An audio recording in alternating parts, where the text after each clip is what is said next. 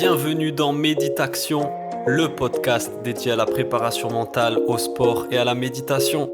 On se retrouve chaque semaine entre passionnés pour aborder le thème de la préparation mentale et découvrir ensemble comment optimiser la performance sportive en conservant le plaisir de la pratique et en favorisant le bien-être et l'épanouissement.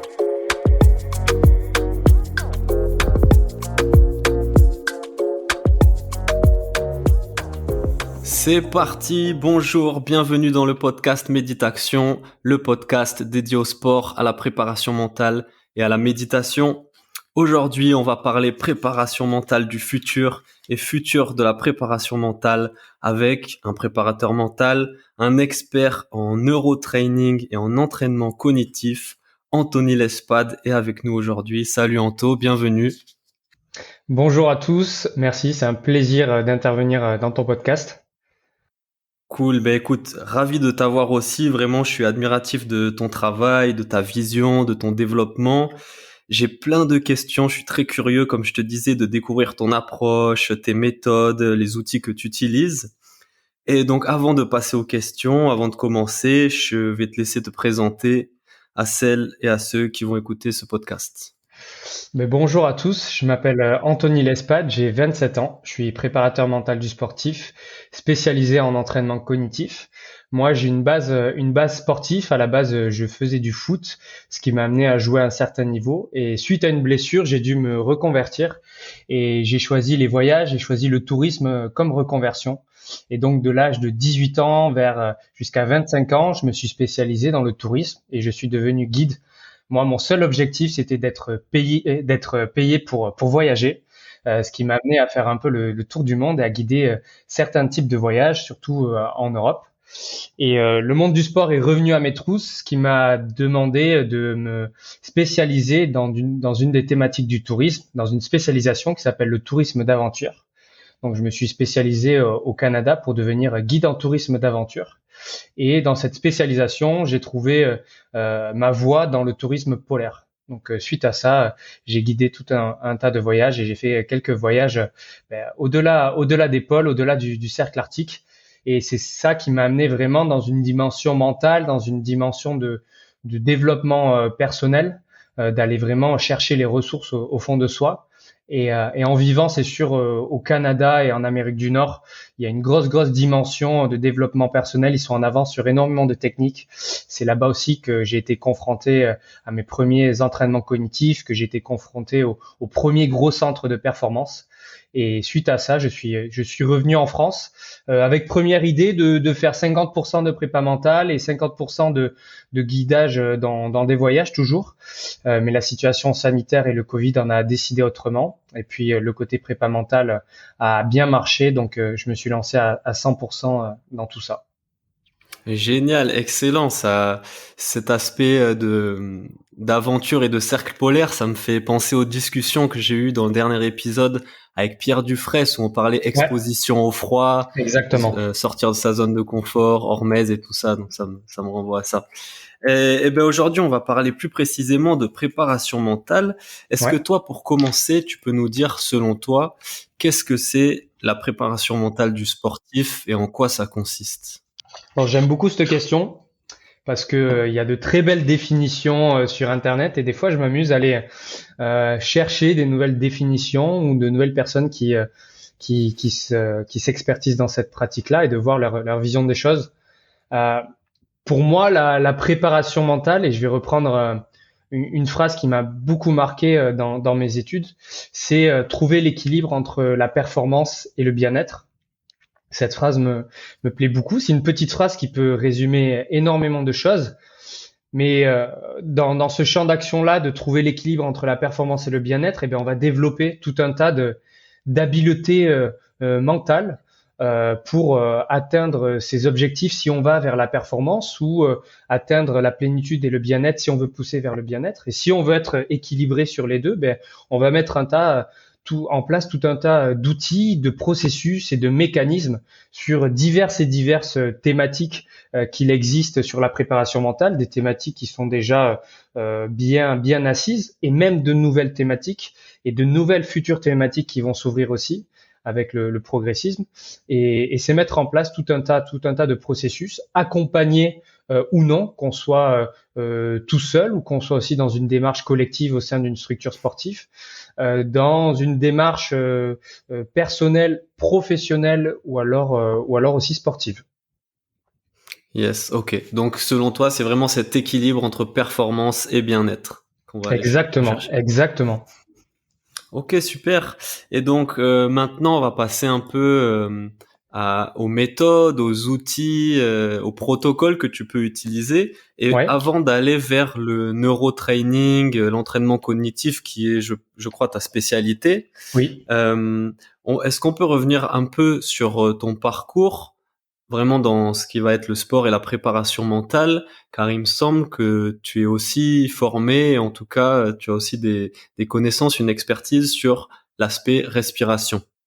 Alors la respiration, ça a une place importante dans ma pratique.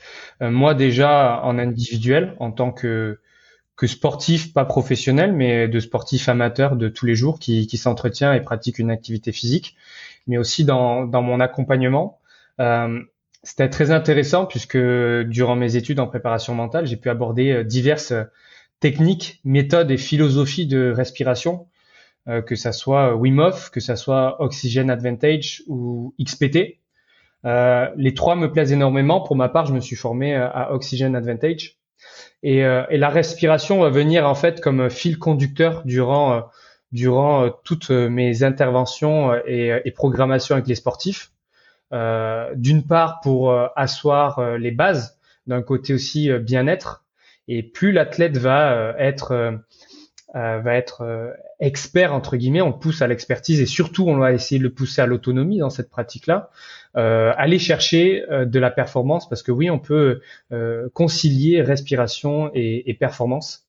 Et j'aime beaucoup la respiration parce on peut aller tirer vers le spirituel totalement avec certaines méthodes, applications et techniques de respiration, mais il y a aussi une dimension mécanique et physiologique à la respiration, bioanatomique. Et pour des personnes qui vont être plutôt dans la spiritualité, qui ont envie de développer leur spiritualité, et d'autres personnes qui vont être plutôt très terre à terre, eh ben, la respiration peut combler plusieurs visions des choses. Hmm. Excellent. C'est vrai que moi aussi, en tant que sportif, ayant toujours pratiqué plein de sports différents, j'ai toujours noté que la respiration, elle avait vraiment un rôle central en fait dans autant dans la performance, donc Ouais, la gestion de son cardio, de sa respiration, mais aussi l'aspect mental, parce qu'en étant concentré sur sa respiration, on est plus attentif à ce qu'on fait, on est plus concentré.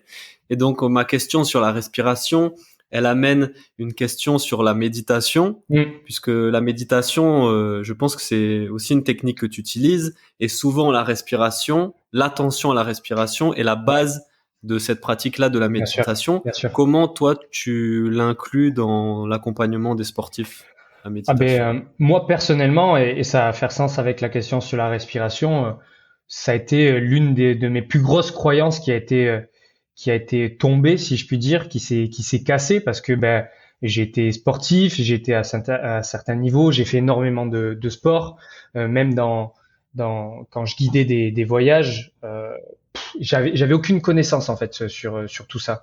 Et je revoyais mes entraîneurs et toutes les a priori et tout ce qu'on m'avait inculqué à propos de la respiration qui était en fait du grand flanc depuis tout petit. Et je me suis dit, mais c'est pas possible en fait qu'on passe à côté des basiques en respiration et que ça soit dans des écoles de foot ou n'importe quelle école sportive ou académie, on passe ce pilier-là en nous inculquant certaines choses qui sont un peu fausses. Euh, et donc pour moi, il y a eu vraiment une grosse découverte qui m'a aussi tendu vers la méditation. Je dirais pas que je suis quelqu'un de très terre à terre, qui a pas de spiritualité. Ça m'a vachement plu. J'avais des a priori, je pense, comme certaines personnes. J'ai commencé la méditation il y a environ il y a 5 ans. C'était encore moins démocratisé qu'aujourd'hui. On a tous cette image au début des moines Shaolin qui font de la méditation dans l'Himalaya, ou alors que on va s'asseoir dans un jardin zen avec des encens et des bougies et pratiquer des petits rites. c'était un petit peu cette image-là que j'avais de la méditation. Et ce qui m'a énormément plu, notamment dans mes études, c'est de voir la relation entre les études scientifiques qu'il peut y avoir avec la méditation, mais surtout la beauté que la méditation peut amener au quotidien, la difficulté aussi qu'elle peut donner, et, euh, et de trouver tout un tas de thématiques à les explorer. Et quand je la mets en place avec mes sportifs, il y a énormément d'éducation de base. Je déteste me lancer en leur disant, mais voilà, tu vas méditer sur une programmation de 2 semaines, de 3 semaines. Je préfère faire un peu d'éducatif, de revenir aux bases de la méditation, de leur faire comprendre ce qu'est la méditation, que la méditation est une thématique, un univers extrêmement vaste, qu'il y a plusieurs disciplines dans la méditation. Et que nous, en fonction de ce dont il a besoin, on va venir piocher sur de la méditation, de la visualisation, des périodes aussi de concentration. Mais je ne fais aucun accompagnement sans méditation. Que ça soit un accompagnement où on va juste développer les facultés cognitives parce que le sportif a déjà un préparateur mental, ça arrive. Je mets toujours de la respiration et toujours de la méditation et de l'imagerie mentale, de la visualisation. C'est pour moi extrêmement important. Ça serait une grosse erreur de ne pas utiliser cette technique-là qui est vraiment incroyable. D'accord, génial. Donc oui, effectivement, quand tu intègres cette méditation donc systématiquement au protocole de préparation mentale, la première chose, c'est éduquer, faire tomber ces barrières que toi-même t'avais et que j'imagine que beaucoup de monde a dans le monde du sport, beaucoup de sportifs ont sur c'est un peu ces stéréotypes, ces clichés de la méditation, Ouais, ouais, ouais. et montrer à quel point c'est peut-être accessible et à travers des études scientifiques, comme tu disais, montrer que ça peut avoir un impact super bénéfique Mais sur la c'est ça qui est génial parce que certaines fois on se heurte à des sportifs qui ont des croyances mais bien ancrées et ça serait trop facile si on accepte tout envers eux.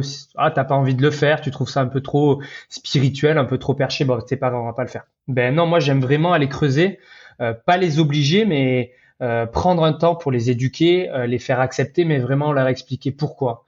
Et pour des personnes qui ont du mal des fois à adhérer, ben on va partir sur les côtés scientifiques, les explications scientifiques, hein. Les sportifs, ils sont dopés à la statistique, à la data depuis petit, et dès qu'on les confronte à ce type de raisonnement-là, déjà ça leur parle aussi. On peut avoir des sportifs qui vont être très croyants, très religieux, qui vont énormément prier.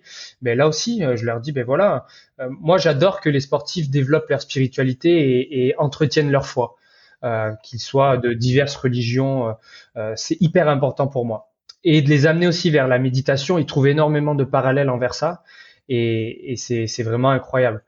Souvent, j'essaye d'embarquer rapidement sur la méditation, sur diverses techniques, mais en fait, c'est les évaluations vraiment que je vais leur faire qui vont me donner les axes et la programmation que je vais leur donner au niveau de la méditation. Pour certains, on va bourriner un petit peu, mais pour d'autres, ça va être par petites touches. Ça dépend du sportif, de son expérience, de son vécu et aussi de la périodalité dans son domaine sportif, si c'est début de saison, en pleine saison, etc. Yes.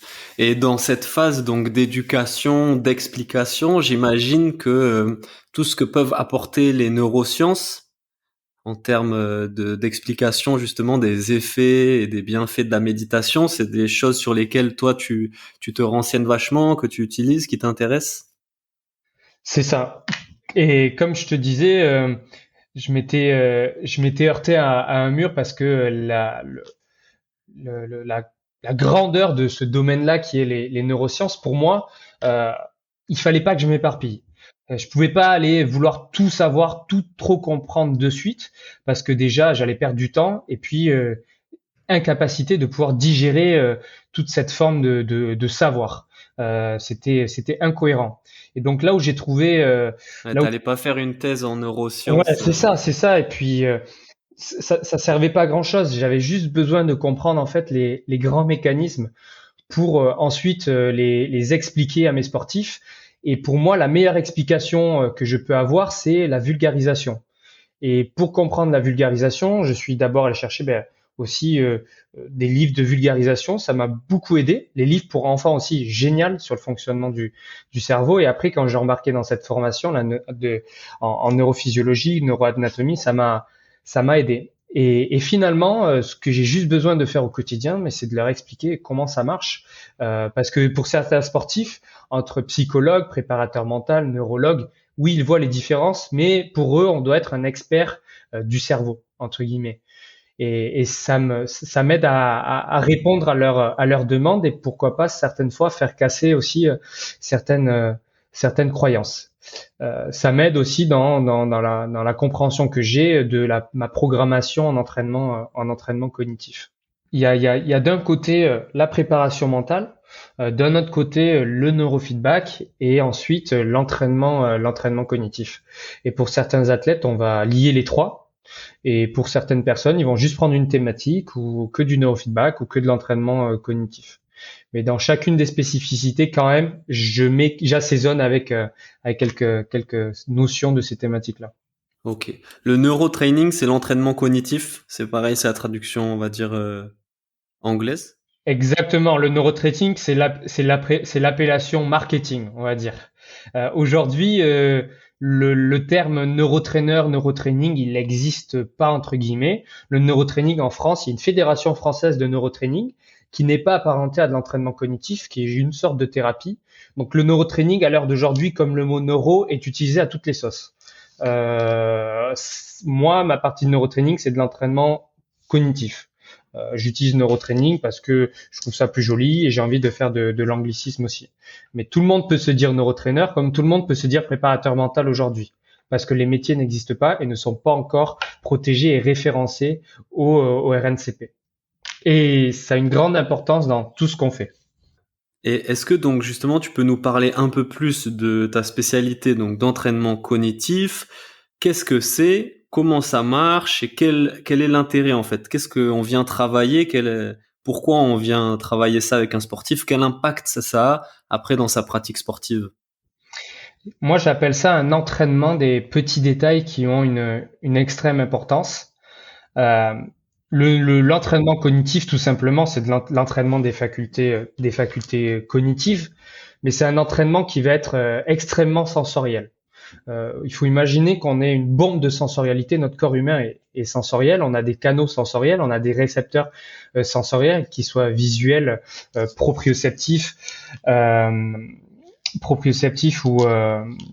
où j'ai mâché le troisième vestibulaire, pardon. Vestibulaire. Vestibulaire, pardon. Euh, et en fait, on va venir screener le sportif, screener son sport et voir les demandes cognitives de son sport. Et ensuite, analyser et vraiment regarder avec une certaine expertise toutes ces demandes. Et on a une approche holistique envers tout ça parce qu'on va pouvoir soit combiner certaines facultés cognitives ou tout simplement en prioriser certaines. Et suite à notre phase de screening, on va pouvoir adapter notre entraînement. L'idée, c'est de pas faire un spécifique. C'est de pas faire un spécifique. Par exemple, j'ai un gardien. L'idée, c'est de pas reproduire un spécifique gardien. Euh, on va essayer de recréer son environnement. C'est important pour le sportif, mais on va cibler. Et ce qui nous permet de cibler, ça va être bien sûr les phases d'évaluation. Sans évaluation, il peut pas y avoir de phase de travail et on peut pas comparer nos programmations de travail. C'est ça qui va être très important. Aujourd'hui, on peut travailler en entraînement cognitif grâce à la technologie. C'est une aide, c'est un appui et un support qui nous permet d'avoir de la data et de la quantification. Mais on peut très bien faire des choses très minimalistes avec une balle de tennis ou un stylo. Ça marche très bien aussi. Le domaine, il est vaste, il est en pleine expansion. Il y a énormément de, de, d'entreprises, pardon, qui se lancent dans la commercialisation de la neurotechnologie, d'outils pour entraîner, on va dire, les facultés cognitives des athlètes. Il y a du bon, il y a du très bon, et il y a du moins bien, du vraiment mauvais. C'est un milieu qui est très marketé, très beau, où on nous vend qu'on va hacker les capacités de notre cerveau. Il faut faire énormément attention parce que beaucoup de technologies n'ont pas les assises et les appuis scientifiques. Mhm. Justement, est-ce que tu peux nous parler de celle que tu utilises parce que on te voit souvent utiliser bon des objets matériels classiques comme tu dis des balles, des objets que tu lances, des balles qui rebondissent dans tous les sens, etc. Mais aussi des outils qui se rapprochent plus des nouvelles technologies, des masques, des lunettes, des tablettes avec Exactement, les lumières. Comment tu exactement. utilises toi ces outils et et qu'est-ce que tu viens travailler avec ça? C'est hyper important de comprendre que moi, tous les outils que j'utilise, que ça soit des lumières de réactivité, des écrans de réactivité, c'est pas du neurotraining. Absolument pas. C'est des outils que j'intègre dans ma programmation de neurotraining. Mais c'est sûrement pas et certainement pas l'outil qui fait la différence et qui va faire le coaching à ma place, entre guillemets. Ces outils-là me permettent d'avancer rapidement, de pouvoir quantifier un certain nombre de data, mais c'est certainement pas du neurotraining. Ce qui va faire la différence, c'est la planification et la programmation que l'on va mettre entre les mains du sportif et l'accompagnement que l'on va faire. Il y a des sportifs qui vont uniquement être sur des outils technologiques et connectés, d'autres sportifs qui vont tout simplement juste travailler avec une balle. Et je me répète sur ça parce que c'est hyper important et ça fait sens avec ce que je disais, avec ce monde-là va encore de plus en plus vite, de plus en plus vite. Il y aura toujours de la technologie qui sera bien et encore meilleure. Mais le but c'est de pas tomber dans la dépendance parce que sinon c'est trop simple. J'allume mes plots, je m'en vais et je me dis que je suis neurotraîneur. Absolument pas parce que on est constamment face au transfert de la vie quotidienne. Le monde quotidien, c'est du cognitif en fait. Au quotidien, on a tout un tas de tâches cognitives à faire. Si je prends la conduite, mais quelle incroyable tâche cognitive qu'est la conduite. Et moi, je dois, en suivant les grands principes de l'entraînement cognitif, suivre une certaine durée d'entraînement et une certaine difficulté. Et je me dois aussi de suivre certains principes de neuroplasticité et aussi on appelle ça de la reprogrammation neuroposturale, parce qu'il y a des choses qui marchent, qui ont été établies. Je m'interdis de jouer au petit chimiste et de juste étaler ma technologie, de dire allez, tu vas faire euh, tu vas faire 100 touches là sur le tableau et c'est très bien, tu trouves ça hyper ludique et t'adores ça et c'est sûr que tu vas revenir. Je m'interdis de faire ça. Je suis dans le côté évaluation avec des grands domaines d'évaluation, programmation. Une fois que la programmation, la phase d'entraînement est faite, on refait une évaluation et ensuite on s'entraîne et on refait une évaluation. Et le but, c'est d'arriver à 12 mois de travail avec une évaluation tous les mois et de me sortir mes graphiques euh, en fonction de ce que ressent le sportif. Et là, on est dans la performance. Et il faut pas oublier aussi le côté bien-être parce que si on va trop taper sur la perf et on laisse tomber le bien-être, ben, le sportif, il peut être excellent sur 1, 2, 3, 4 mois, mais le bien-être reviendra toujours et on va taper le mur. L'équilibre des deux te permet de performer dans la durée. En fait, c'est C'est ça aussi ça, qui. prépa mental, entraînement cognitif, et on met tout ça dans un shaker et on secoue et voilà. Hmm. Ça nous fait la méthode Anthony Lespade. Excellent. On continue du coup sur les types de sportifs que tu accompagnes. Quel sport ils pratiquent?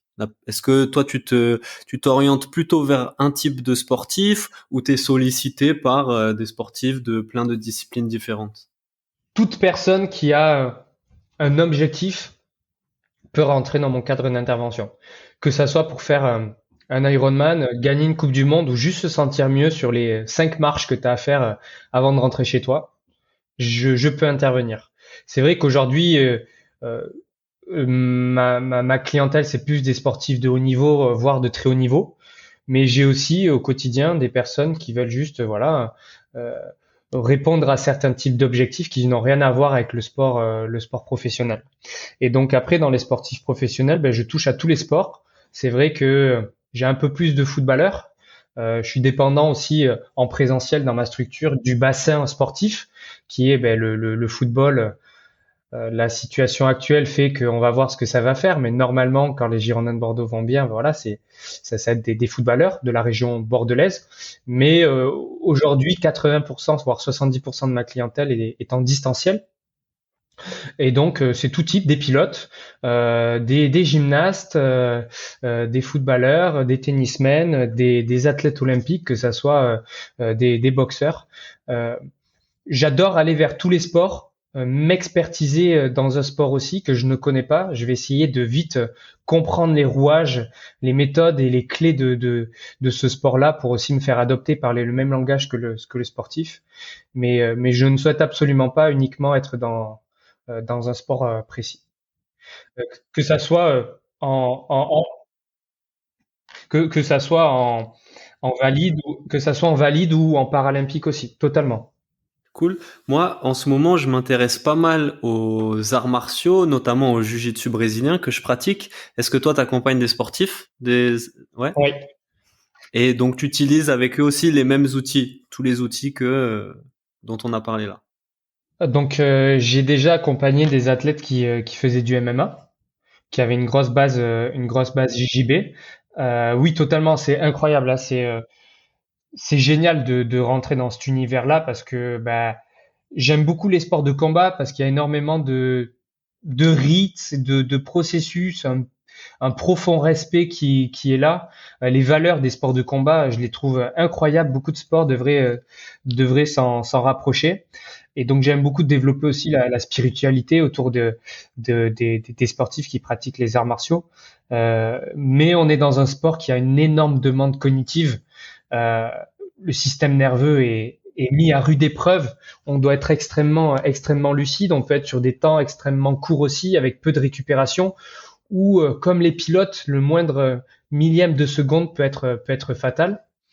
Et oui, totalement l'entraînement cognitif. Et je pense que c'est avec les pilotes, c'est ceux qu'on doit avoir le plus sur Internet et les réseaux sociaux, des protocoles d'entraînement cognitif où on vient travailler ben, le système visuel chez les boxeurs ou chez chez les pratiquants de MMA ou travailler une certaine forme de réflexe, de prise d'information, du travail de proprioception aussi. Mais ouais, j'adore accompagner des, des, des combattants.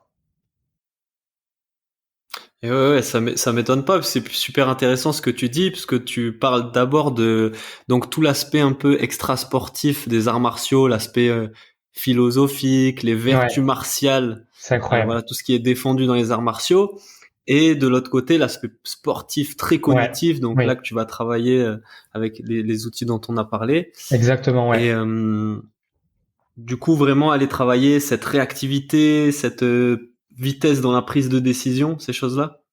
C'est exactement ça. Alors, c'est vrai que le temps de réaction, c'est ce qui est souvent mis en avant parce que on a toujours envie d'être le plus rapide possible, d'avoir de très bons réflexes. Même le mot réflexe, il faut faire attention quand on l'utilise parce que en réalité, ça veut tout et rien dire et c'est bien. Le mot réflexe est bien à sa place. Moi, je vais développer vraiment quatre thématiques quand je travaille l'entraînement cognitif. Ces quatre thématiques qui ont été validées aussi scientifiquement, qui sont l'attention, la mémorisation, euh, la decision making, prise de décision, euh, et j'ai dit mais j'en ai dit quatre. Attention, mémorisation, prise de prise de Prise décision, de décision. Ouais. Et vitesse, peut-être, justement. La vitesse. attention, prise de décision, mémorisation, decision making. Euh, et j'ai La mâché, réactivité, quoi. La vitesse, peut-être. j'ai mâché le Parce dernier, que c'est vrai que, ça va comme me tu revenir. dis, c'est bien d'avoir une vitesse de réaction, une réactivité très, très rapide, mais il faut qu'elle soit associée à une bonne prise de décision. Parce que si t'es très rapide, mais que tu prends pas les bonnes décisions, finalement, ça sert à rien. C'est ce que tu es en train de nous dire. Exactement, c'est la prise de décision, c'est ben, l'information, elle va rentrer par un système sensoriel. On n'est pas tous égaux quant à la capacité aussi de pouvoir capter les informations. Tu peux très bien capter l'information pour un pilote au niveau kinesthésique, la vibration de ton volant, la sensation de ta pédale ou quand tu prends une chicane, ou au niveau auditif. Certains sports ont des prises d'informations qui vont être plus basées sur un type de sens que d'autres. Et le but, c'est d'arriver à comprendre le mécanisme et de trouver le temps que met à l'information dès qu'elle rentre et après la réaction motrice. Yes. J'aimerais qu'on revienne un petit peu sur la méditation, parce que c'est quelque chose qui m'intéresse beaucoup. Ouais. Tout ce L'inhibition, qui est j'ai lié. attention, concentration, l'inhibition? Oui, l'inhibition. Ok. Et c'est un gros facteur en plus, ouais. Et yes. Sur la méditation, donc c'est intéressant pour travailler tout ce qui est concentration, reconcentration, attention. Toi, une fois justement cette phase d'éducation, d'information avec le sportif, une fois cette phase passée, comment concrètement tu intègres et tu travailles la méditation? Je veux dire, est-ce que tu fais des méditations guidées avec eux, tu les guides? Est-ce que tu leur donnes des méditations à faire chez eux? Parce que on sait qu'une pratique quotidienne de la méditation, c'est ça qui va avoir le plus d'effet. Comment tu l'intègres et qu'est-ce que tu conseilles aux sportifs en termes de méditation? Euh, je les lance certainement pas dans une méditation libre. Ça serait trop dangereux. Ils peuvent essayer pour comprendre la difficulté de cette méditation-là. Et beaucoup de sportifs, des fois, essayent et me disent, ah, ben, j'ai déjà tenté la méditation, j'ai pas trop aimé, j'ai trouvé ça difficile parce que aujourd'hui, il est préférable de commencer par de la méditation guidée. Il y a de très très belles plateformes qui existent pour de la méditation guidée. Il y en aura de plus en plus, je pense, des méditations guidées qui sont thématiques.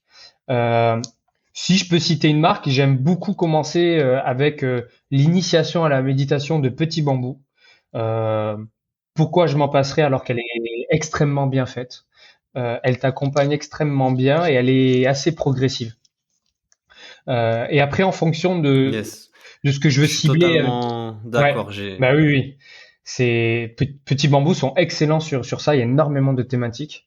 Euh, et après, en fonction de ce que j'ai ciblé chez le sportif, ben oui, peut-être qu'on va faire des phases de méditation à but plus de visualisation, de concentration et de travailler aussi l'attention, que ce soit l'attention par persistance, l'attention par anticipation. Plein de choses. J'aime bien aussi faire la différence entre la concentration et l'attention. Quelle va être la différence et comment construire une routine pour être capable de garder son taux d'attention optimal au quotidien quand on doit performer et faire son métier de sportif. On juge souvent, je vais prendre l'exemple du football, on juge souvent les footballeurs à leurs 90 minutes sur le terrain. Mais ces 90 minutes dans toute leur journée d'athlète, dans toute leur journée d'homme, et tous les processus et les actions qu'ils vont faire avant euh, vont venir affaiblir ou affecter leur taux d'attention. Et tout ça, ça se travaille, tout ça, ça se protège. Et c'est là où la routine va rentrer en jeu, où la routine va vraiment être ce squelette-là qui va être ultra important pour le sportif. Oui, ouais. Et c'est là aussi que peut-être la méditation peut être intéressante parce que, bon, grâce à des applications, en tout cas, la méditation, c'est une pratique que tu peux rapidement faire en autonomie, qui est gratuite, qui demande pas une logistique et un matériel. Donc, le sportif peut emmener ça avec lui et pratiquer quotidiennement et l'intégrer dans son quotidien, en fait. Exactement. Et j'aime beaucoup le mot que tu as dit, autonomie. Le but pour moi, c'est d'amener les athlètes, de les pousser vers l'autonomie. C'est très important. Je pense que c'est aussi un des principes de l'accompagnement. Euh, j'ai pas envie de créer une dépendance. J'ai envie de créer de l'autonomie, au contraire, qu'ils soient à l'aise et des fois même autodidacte sur certaines pratiques. Et la méditation, oui, il y a énormément de thématiques. On peut aussi, ça m'est arrivé de créer des méditations, de les replonger dans des environnements sensoriels et immersifs. Et la méditation est un outil essentiel qui peut nous permettre, à certains moments dans la routine, de récupérer en énergie, de récupérer en attention. Et ça, c'est super important, de remettre comme une batterie de téléphone, de remettre deux, trois petits traits dans sa batterie d'attention quotidienne avant de faire son sport, avant de devoir performer. Mhm. Là où aussi j'ai l'impression que la méditation peut être un outil hyper intéressant dans la préparation mentale du sportif, c'est sur la gestion des émotions.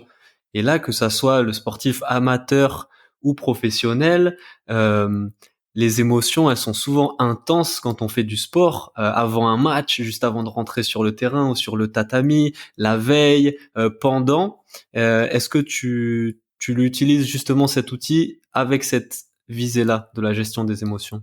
Exactement. Et c'est intéressant parce que je leur dis, et dans l'éducatif qu'on fait, je mets vraiment le doigt sur, on est des êtres, nous sommes des êtres extraordinaires.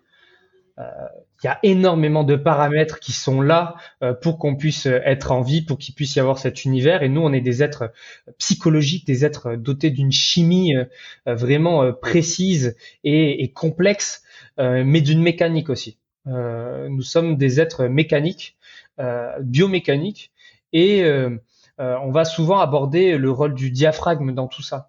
Mécaniquement, nous sommes capables d'arriver à faire baisser notre rythme cardiaque, et plus tu vas faire baisser aussi ton rythme cardiaque, plus tu vas être stabilisé émotionnellement. Et ce qui fait la beauté, c'est qu'on n'est pas tous égaux par rapport à ça. Et c'est là où on parle d'activation et de relaxation. Est-ce qu'en face de moi, j'ai un sportif avant un match qui a besoin de s'activer ou qui a besoin de se relaxer? Quels sont les besoins quels sont les leviers d'activation et les leviers de relaxation de ce sportif-là?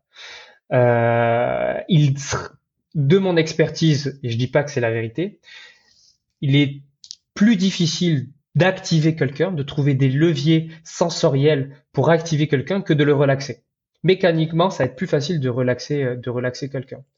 Et je fais un gros travail aussi autour du rôle du diaphragme, sur que ça soit des automassages ou des tempos de respiration qui peuvent permettre aux sportifs aussi de calmer son rythme cardiaque. Et plus tu calmes ton rythme cardiaque, tu peux aller vers une certaine relaxation. Et plus tu calmes ton rythme cardiaque, tu iras vers aussi l'endormissement. Et plus tu calmes ton rythme cardiaque, tu rentres dans ta zone des ondes θ, des ondes cérébrales θ, et c'est cette zone-là, avec une porte ouverte sur l'inconscient et le subconscient, que tu vas pouvoir créer des images dans ta tête, et c'est à ce moment-là que tu vas pouvoir pratiquer l'imagerie mentale, qui va être un pouvoir incroyable sur ta performance, ton bien-être, mais en préparation mentale. On poursuit un peu sur la méditation et donc le calme que ça peut apporter, t'en parler. Ça, justement, j'ai l'impression que ça peut être un vrai avantage. Par exemple, dans un sport de face à face comme le jiu-jitsu brésilien, tu parlais de calmer son rythme cardiaque. Est-ce que vraiment, quand on arrive en combat, si nous, on a cet outil-là, on l'utilise pour se mettre en condition avant le combat, et que par exemple la personne en face ne l'a pas, ça représente un réel avantage, le fait d'avoir un rythme, de commencer un combat avec un rythme cardiaque plus bas et un mental plus calme, plus apaisé? Alors, tout le monde est différent par rapport à ça. Est-ce que toi, aujourd'hui, tu as besoin de calmer ton rythme cardiaque, et pourquoi tu aurais besoin de ça? Pourquoi tu aurais besoin de te trouver de la relaxation avant un combat? Peut-être c'est parce que tu vas me dire, ben moi, je sens que je dissipe énormément d'attention nulle part parce que voilà, physiologiquement, je stresse, je sens que j'ai une réaction physiologique, j'ai les mains moites, j'ai le ventre un peu noué, j'arrive pas à manger, j'ai la gorge sèche. Donc je sens que j'ai besoin de me relaxer. Mais psychologiquement aussi, ça va être important. Parce que là, on va faire face à tout ce qui est pensée parasite. Je suis nul, je vais pas arriver à faire ce combat, j'ai du mal à me concentrer, aujourd'hui ça va pas le faire. Et tout ça, c'est des pensées parasites qu'on va essayer mais d'inhiber avant un combat. Peut-être qu'au contraire, tu es quelqu'un qui va être trop relaxé et qui ressent rien, qui ne ressent aucune information corporelle. Ben voilà, je me présente face à un combat, j'ai aucune sensation, je me sens très calme et très détendu. Est-ce que ça, c'est la bonne chose pour toi ou ça ne l'est pas? Et c'est ça qui fait la beauté de la prépa mentale et qui fait la beauté aussi de comment trouver son type de méditation. Est-ce qu'on va chercher des méditations assez relaxantes ou des méditations assez activantes? Est-ce qu'on a besoin d'une méditation? Est-ce qu'on a besoin d'un autre type d'activation, que ça soit une musique, une playlist, une activation sensorielle, peut-être une odeur, peut-être une image, peut-être une vidéo ou un mantra. Et c'est ça qui fait la beauté en fait de venir personnaliser un accompagnement parce que tout le monde est différent Et tout ce qui est ancré ne veut pas dire que ce soit la vérité dans ton futur. Ton expérience en tant que sportif et les différentes choses que tu rencontreras, les différentes histoires que tu feras dans ta vie de sportif changeront peut-être ta vision des choses et ta façon de faire. On peut passer d'être très relaxé à être très activé peut-être dans les 5 dernières années de sa carrière. Yes, ça me Mais fait écho vraiment à ce que... Ouais, on, dis-moi. on calme on va essayer de calmer pour certains sportifs souvent le feu et le flot vraiment de pensées parasites comme un robinet ouvert et des pensées parasites qui arrivent. Et plus il y a de pensées parasites, plus émotionnellement on est activé, physiologiquement on a des sensations de stress et on a le rythme cardiaque qui s'emballe et ça peut faire l'effet boule de neige. Donc, vaut mieux couper à la source. Yes.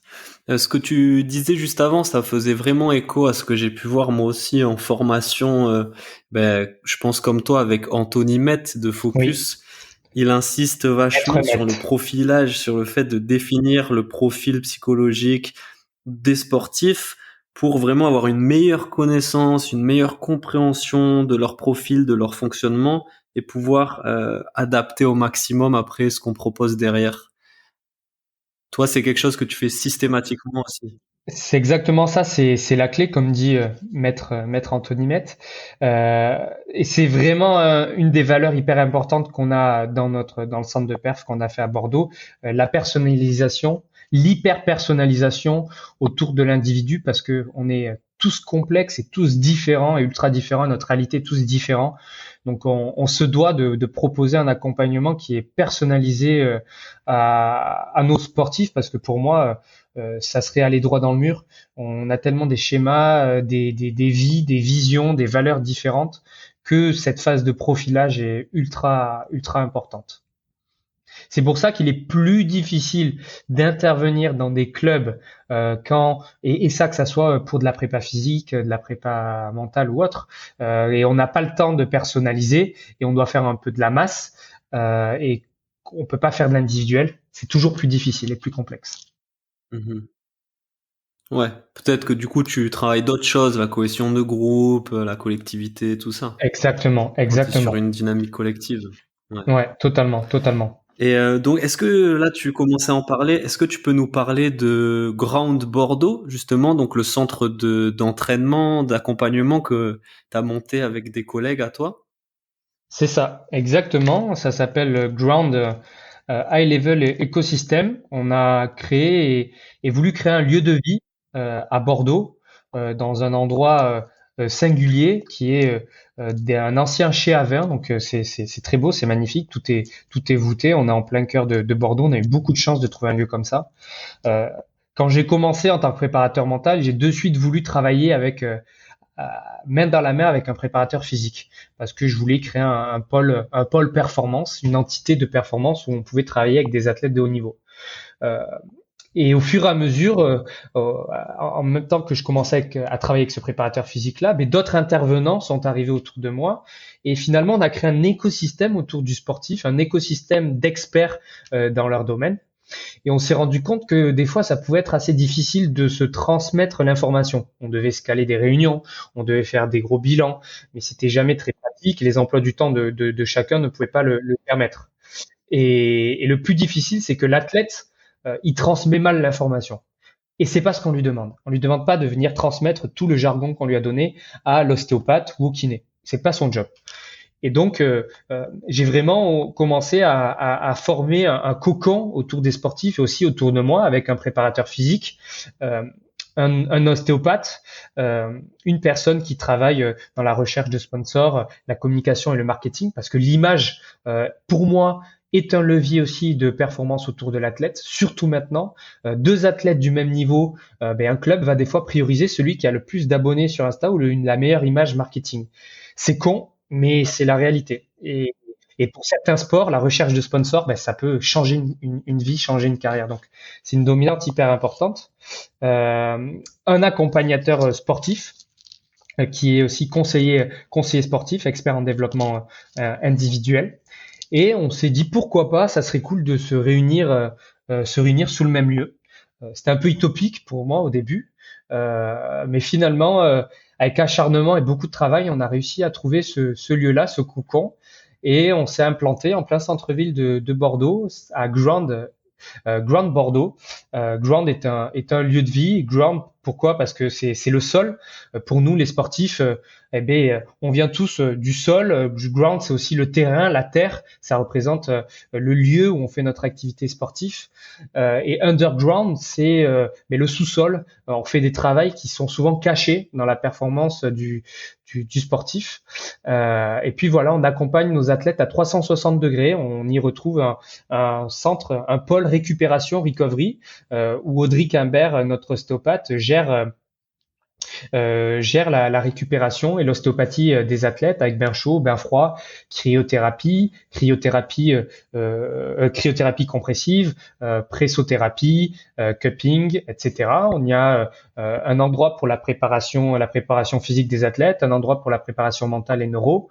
On a aussi une partie accompagnement, donc avec un bureau pour de la préparation mentale, un bureau et une grande salle pour des réunions, des séminaires.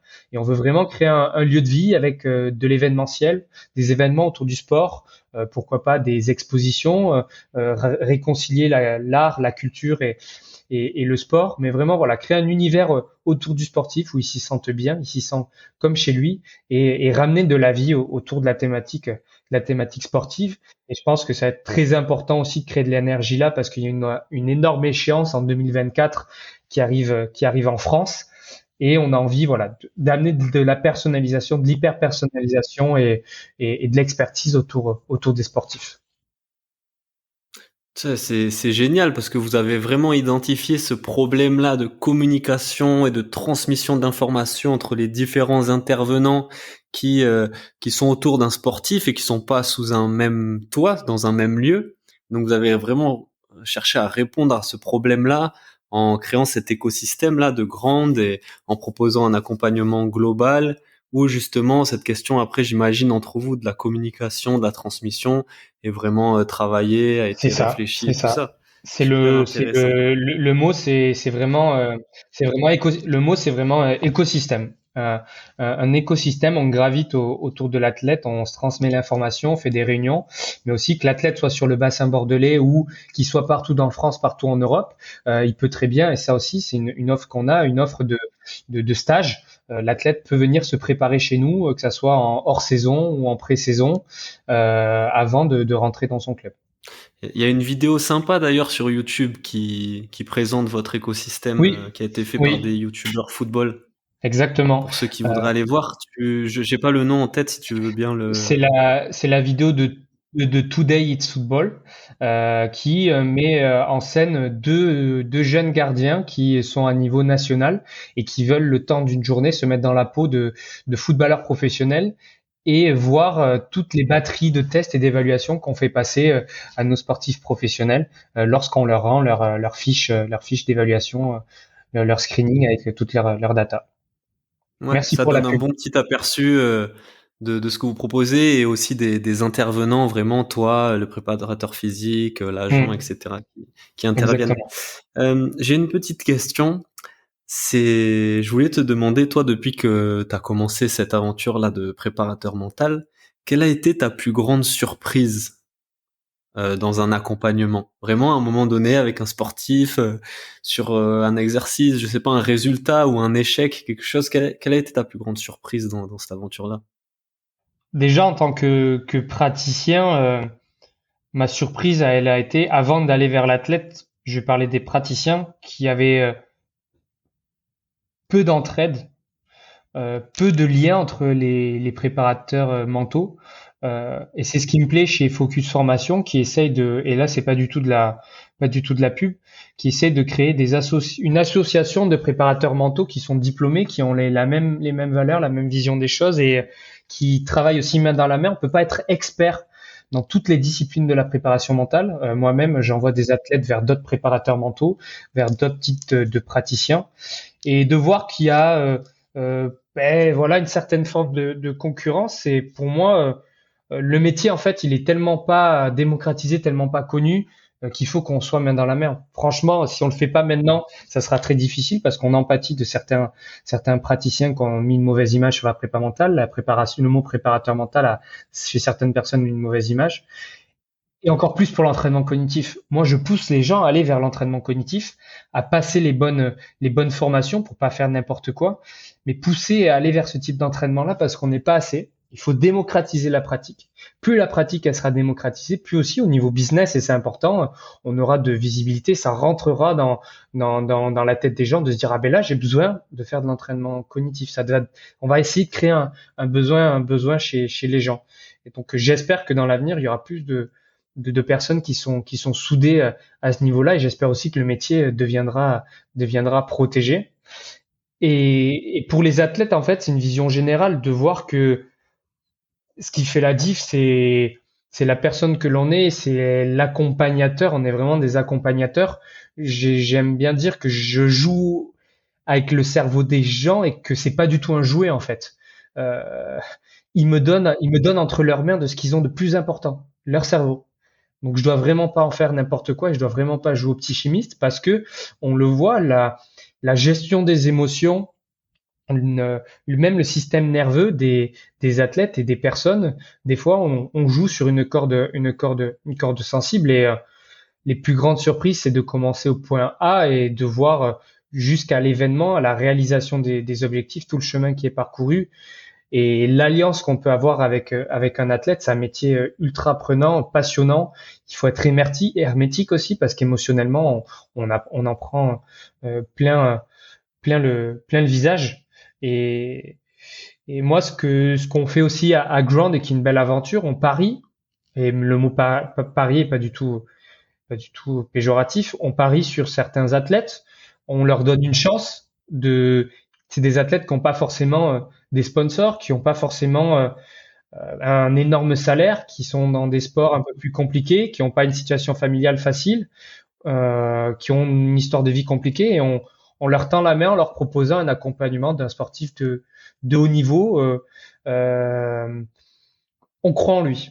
On croit en lui et quand on se lance dans une démarche comme ça, c'est incroyable parce que on met tout notre corps. Des fois, on se trompe et ça arrive. Et des fois, voilà, c'est le mauvais côté. On s'est trompé sur un sportif. Mais quand ça match, c'est une aventure incroyable parce que il y a une fusion entre les accompagnateurs et de travailler main dans la main avec les personnes avec qui je travaille aujourd'hui, c'est du bonheur parce que on a l'impression un peu de travailler comme dans un club de haut niveau, un club de foot peut-être de haut niveau, mais avec des collègues qui sont des amis et on met la personne au centre de notre expertise. Je sais pas si ça répond à Si, ta si, question. J'ai pas ciblé en priorité un moment. J'essaye de réfléchir en même temps. Non, super, merci, vraiment merci Anthony pour tous ces rappels qui me semblent super importants. Je reviens sur ce que tu as dit vis-à-vis de l'union un peu des préparateurs mentaux et le fait que même au sein de ce métier, de cette discipline-là, on va retrouver des profils différents avec des personnes dont Grave. la spécialité va être l'entraînement cognitif, d'autres ça va être vraiment la Ouais. méditation, le yoga ou enfin la PNL, je sais pas, des outils comme ça. Et donc ouais, préparatrices et C'est clair. préparateurs mentaux, C'est, unissez-vous ben oui, c'est pour tellement faire vaste. avancer cette discipline. C'est tellement vaste, tu vois. Moi, par exemple, j'aime beaucoup me former et je vais me former à énormément de pratiques parce que j'aime pas juger sans connaître. Et donc, pour exemple, une des premières formations que j'avais faites, c'est en hypnose, mais parce que j'avais très peu de connaissances et je voulais comprendre les mécanismes. Aujourd'hui, j'en fais pas. Je travaille juste la relaxation, mais au moins j'ai compris et j'envoie vers des hypnothérapeutes et je trouve ça. Il y a tellement de thématiques en préparation mentale, tellement de spécificités, de spécialisation qu'il faut on peut pas se dire je suis très bon partout parce que ça serait pas vrai. Et c'est important de marcher main dans la main. Et il faut pas uniquement penser qu'à sa paroisse parce que plus on s'ouvre, plus niveau business aussi c'est important. Il faut démocratiser et avoir de l'humilité avec ce que l'on fait et ne pas penser qu'à la concurrence parce qu'il y en aura tout le temps, tout le temps. Et Yes. C'était justement une de mes questions, de savoir toi comment tu continues à apprendre, comment tu continues à te former et sur quel domaine. moi, je suis un boulémique de la formation. Je dépense beaucoup d'argent Dans les formations, j'ai fait certaines erreurs déjà à me lancer dans des formations trop tôt parce qu'elles prenaient énormément de temps et elles demandaient un temps de digestion aussi du savoir. Mais là, en ce moment, je suis en train de finir, je finis ma phase de tutorat en neurofeedback parce que c'est une longue formation qui demande beaucoup d'expertise et d'apprentissage du matériel parce que c'est du matériel clinique. Et donc là, je finis mon tutorat pour être neurothérapeute. Et quand le métier en plus va être normalement validé par le RNCP. Et je finis aussi ma formation RNP en reprogrammation neuroposturale qui est incroyable, qui m'a fait changer énormément de vision des choses. Et puis, euh, et puis après, peut-être que j'en ferai d'autres, mais là, c'est les deux seuls du moment. Je suis en phase je suis en phase de finish. La ligne d'arrivée n'est plus très loin. Maintenant, est-ce que tu peux nous parler un peu de l'avenir pour toi, tes projets en termes sportifs, enfin accompagnement de sportifs, et peut-être nous dire quel est ton plus grand défi aujourd'hui qui se présente à toi pour l'avenir? Alors, le but, c'est de travailler énormément sur Ground, l'image de Ground aussi. On s'en fiche d'être la référence ou le meilleur pôle de performance. On se dit même pas pôle de performance, mais on a envie de créer un lieu de vie. Donc moi, mon but, c'est d'amener de l'énergie autour de ce projet-là, d'y amener des événements, d'avoir des projets pertinents, d'accompagner des athlètes avec des envies et des aventures qui sont prenantes. Et qu'aussi, parce que c'est une jeune entreprise, on a même pas un an d'existence, ça fait à peine 6 mois en comptant les travaux, que ce projet-là marche et qu'on soit aussi périn. Et après, de manière personnelle, toujours aiguiser mon expertise et ma forme d'accompagnement dans l'entraînement l'entraînement cognitif, parce que c'est très vaste et je ne suis pas le meilleur, loin de là. Euh, on crée tous un peu ces méthodes, on est tous sous le flot permanent d'énormément d'informations. J'essaie de regarder tout le temps ce qui se fait, tout le temps ce qui se dit et de me mettre à jour. Donc j'ai fait énormément d'erreurs quand j'ai commencé parce que ben voilà, mon expertise elle n'était pas aussi bonne que maintenant, mais de continuer à essayer d'avancer et de proposer l'accompagnement le plus pertinent possible. Et puis après, ça va être sur le neurotraining. J'ai créé il y a quelques mois le premier small group entraînement collectif immersif et sensoriel d'entraînement cognitif de neurotraining. Euh, et donc, ça avait bien pris. J'ai changé de lieu de travail en ouvrant Ground. Et donc, c'est un de mes plus gros défis de lancer ce cours-là qui est maintenant dans sa phase finale et qui va maintenant venir voir le jour, va être un cours collectif extrêmement sensoriel, que je pense que peu de monde n'ont vu ce type de cours-là, et de vraiment démocratiser l'entraînement cognitif et que ça soit pas juste on va jouer avec des lumières mais ça fait rien sur notre cerveau, non, de proposer au grand public de manière collective, donc de réunir les gens autour du neuro et de créer une communauté autour de cet entraînement-là, qui est pour moi assez novateur, et c'est mon plus gros défi de démocratiser cette pratique-là et de m'entourer aussi de personnes qui travaillent dans ce sens-là. J'ai déjà quelques personnes en tête et j'ai envie de me rapprocher de ces personnes-là pour démocratiser l'entraînement cognitif, démocratiser les bonnes méthodes et la bonne manière de faire sur l'entraînement cognitif. Génial, vraiment très beau message, bravo. Et Merci beaucoup. moi je te souhaite et je vous souhaite à grande beaucoup de réussite Merci dans beaucoup. vos projets et ce défi qui arrive. Euh, Mes dernières questions, mes questions de fin que je pose toujours vers la fin du podcast, elles sont assez simples. Moi, j'aime beaucoup lire, je suis un fan de lecture, j'aime beaucoup me nourrir de livres. Et donc, je voulais savoir si tu avais un livre sur la préparation mentale ou autre, en tout cas cet univers-là, un livre à conseiller aux auditeurs. C'est une bonne, c'est une très très bonne question. Alors moi déjà, je vais dire que je suis pas un grand lecteur. Je, je lis des livres sur ma spécialisation, mais on va dire que le côté de faire des formations, je paye des gens qui vont lire ces livres à ma place et qui vont extraire tout le savoir et me le mettre sous forme de formation. Mais non, franchement, honnêtement, et c'est pas non plus pour faire de la publicité. Et je sais pas si toi tu les as lus, mais les livres d'Anthony Mett euh, Hmm. sur la préparation mentale ont une vision assez globale, large sur les différentes thématiques et comment déjà, parce que pour certaines personnes, le mot prépa mental, ça leur parle pas du tout, et comment comprendre les gros mots entre guillemets de la préparation mentale, telle l'imagerie mentale, la méditation, la concentration, l'attention, la gestion des émotions, l'hypnose, la respiration. Et ce livre-là va décortiquer certaines pratiques avec des exercices. Et j'aime beaucoup parce qu'on a une base théorique avec un retour d'expérience de sportifs de haut niveau ou de sportifs amateurs.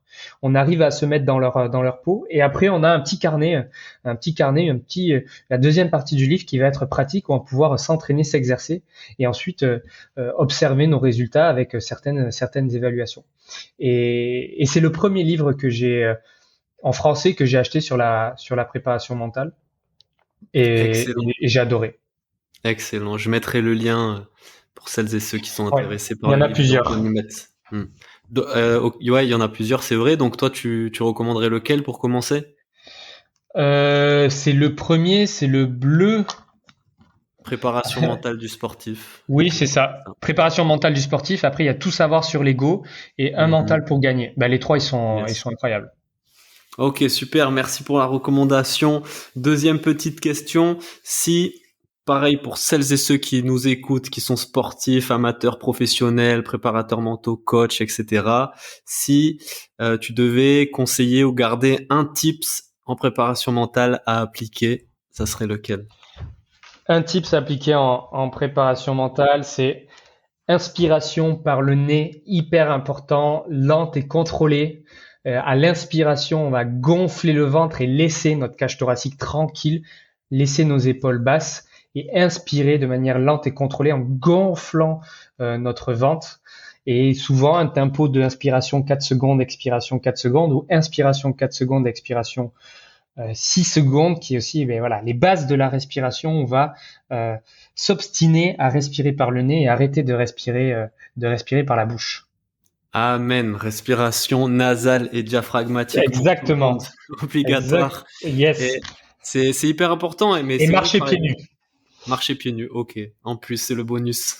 C'est ça. Mais par rapport à la respiration nasale et diaphragmatique, c'est vrai que par exemple, moi enfin, j'ai conscience de ça et j'essaie de l'appliquer, mais je me rends compte que parfois, par exemple, en JJB, en situation de combat, Ah ben je suis oui. tellement pris que j'en oublie cet aspect-là et je suis obligé ok, il faut que je me reconcentre Ouais, c'est sur ça. tu vois. Mais bah, faut faire attention dans la phase haute intensité aérobique. Ouais. Il faut passer en buccal parce que sinon on va pas être Ok. efficient du tout. T'es un Yes. footballeur, tu Yes. fais un sprint, il faut que tu passes en Mhm. buccal. Par contre, au quotidien et après l'effort, juste après ton sprint, eh ben là tu vas essayer de respirer avec le nez. Par contre, respirer avec le nez, tu vas pouvoir entre guillemets je vulgarise plus rapidement baisser ton rythme cardiaque et plus facilement récupérer. Mais le côté un peu plus difficile, c'est que comme le trou des narines ils sont plus petits, tu as moins d'air qui rentre, tu vas vite avoir la sensation d'étouffement. Donc, les pensées parasites d'étouffement. Et là, on est dans la prépa mentale. Il faut lutter contre ces pensées parasites-là d'étouffement.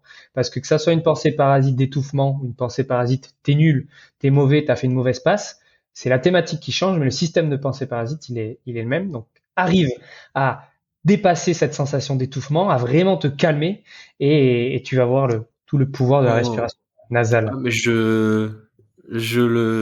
enfin, je le vis complètement ce que tu dis, où justement après un effort donc intense aérobie, tu reprends une respiration nasale et t'as l'impression de pas pouvoir respirer, de Ah ben t'étouffer un oui, peu. t'es en Faut mode survie, hein. dépasser ça, pas reprendre une respiration buccale en se disant, ok, C'est ça dans parce une minute, deux que minutes, ça va passer. exactement. Le corps, il s'est mis en alerte. Il s'est mis en Mhm. alerte. Donc lui, il déclenche tous les warnings, et il t'envoie dans ta tête, respire, ouvre la bouche, respire, ouvre la bouche, respire, ouvre la bouche. Qu'est-ce que tu fais?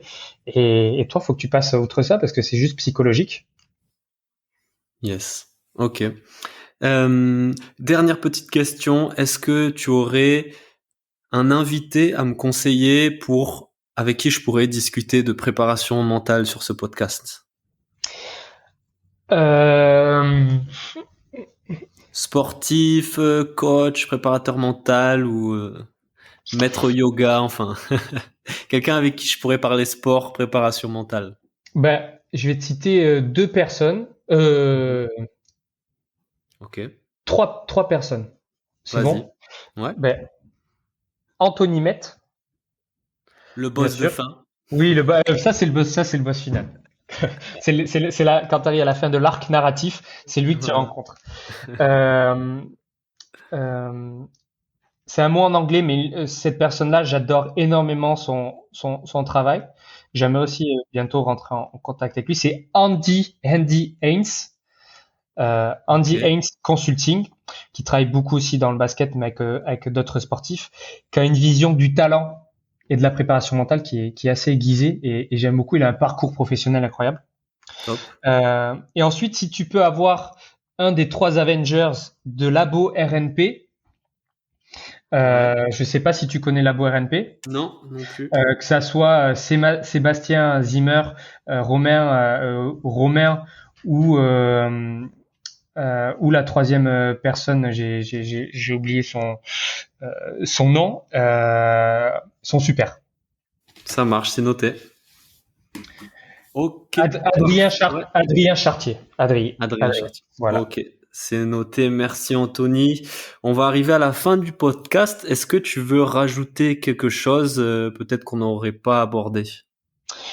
Non, mais je suis content d'avoir participé à ce podcast. Je réponds tout le temps positivement à des appels comme ça, parce que c'est comme j'ai dit, faut démocratiser. Et je sais euh, euh, toute l'énergie et tout l'engagement que ça demande de créer des podcasts, de faire du contenu, de communiquer sur ce qu'on fait. Même moi, j'en suis pas capable de communiquer des fois aussi bien. Et donc, je valorise toujours des personnes qui se donnent la peine de faire des podcasts, d'interviewer des personnes ou de mettre en lumière certaines pratiques. Donc, c'était vraiment un plaisir et je suis très content d'avoir participé à cette petite interview.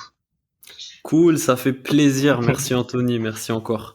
Est-ce que du coup maintenant tu peux nous dire un peu où est-ce qu'on peut te contacter ou suivre ton actualité, les réseaux, je sais pas, site internet, tout ça? Yes, mon site internet anthonylespade.com. Sur les réseaux sociaux, c'est Anthony Lespade. Et puis pour Ground, l'écosystème de performance, c'est Ground Bordeaux sur Instagram. Ok, parfait. Et ben voilà, vous en savez plus sur Anthony Lespade et la préparation mentale, tout ce qu'il propose, sa vision des choses. Anthony, je suis obligé de te remercier encore une fois d'avoir accepté cette invitation. Je te souhaite plein de réussite dans tes projets, dans tes nouveaux défis avec Ground. Et je te dis à la prochaine. Merci beaucoup. Passe une bonne journée.